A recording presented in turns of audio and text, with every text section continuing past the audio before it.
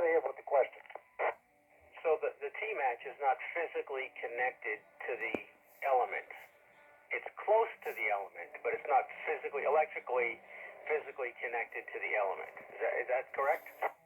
Well, it is physically connected, but way out toward the end of the antenna. Oh, excuse me. You're right. I'm sorry. I'm getting ahead of myself here. I was thinking about a different matching technique. But yeah, so it is capacitively coupling into, or I guess it could be inductive coupling. I don't know. Maybe it's a combination of both. Yes, sir. Okay. Yeah, I think it's both. Okay. Good. Continue. Yep, sure enough. So anyway, this you got to tune out all this reactance if you want to have a resonant antenna in order to do that. And so you can tell already this ain't such a popular idea, and here's the reason why. I mean, you're dealing with a length of wire. You got another almost the same length of wire, a little bit shorter for the T-match itself, for the matching network. So and you have to space that T-match off of your radiating exactly right. And then get this, then you get to feed it, then you have to have capacitance that you've added, either variable or fixed. You've got to have capacitance on each leg of that T-match. So as you can see, this thing is kind of a Frankenstein already, right?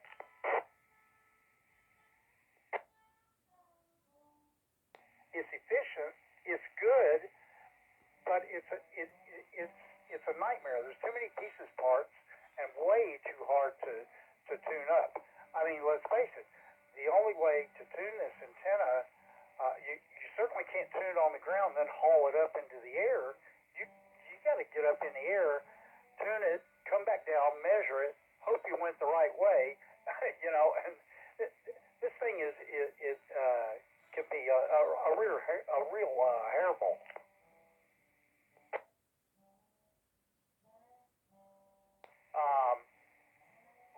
What do you say we just table that T-match? At least you're aware of it, and that is one of the techniques. That's one of the most. But there's something to build on. I want you to think about that when we shift our focus over to the more common gamma match. Gamma match is probably the most popular feed system in amateur radio. It is simple by design. It is easy to tune. It is very stable. It is lightweight. There are many advantages to the gamma match. What is a gamma match? Well, a gamma match is, again, we have our solid radiating element, which is a half wavelength long. It's one half. So, and again, it's solid. It's from end to end. We don't break it in the middle or anything like that. You don't have to. So you have this solid piece of wire or tubing, in the case of a little bit of a Yagi antenna, and you feed it at the halfway point, which is going to be at the quarter wavelength point. Your feed line, one half of your feed line is connected directly at the halfway point, directly to the radiating element, and the other half is we're gonna drop it down to a parallel rod or a parallel bar, and we're going to feed that bar, and that bar is going to have a shorting link between the bar and the radiating element. That thing will slide back and forth, almost, I don't want to say like a trombone, that wouldn't be right, but it'll slide up and down, not only the tuning bar, but the radiating element as well. said earlier in this series, most Yagi antenna. This is a very, very popular, by the way, extremely popular method of feeding a Yagi antenna.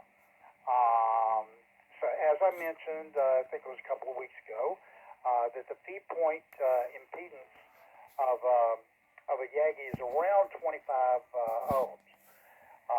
We don't want that. We don't want 25 ohms. We want 50, right? Our transmitter wants 50 for sure.